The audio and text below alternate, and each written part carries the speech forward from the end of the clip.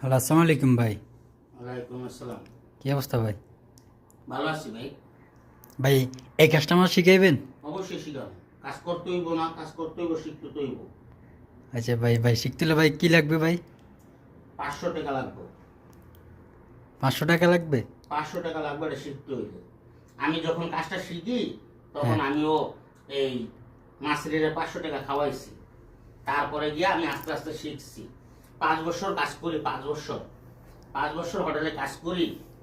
তারপরে গিয়ে আমার মাসি শিখাইছে, এর আগে শিখাই নাই। এখন আমি নিজে করি। ভাই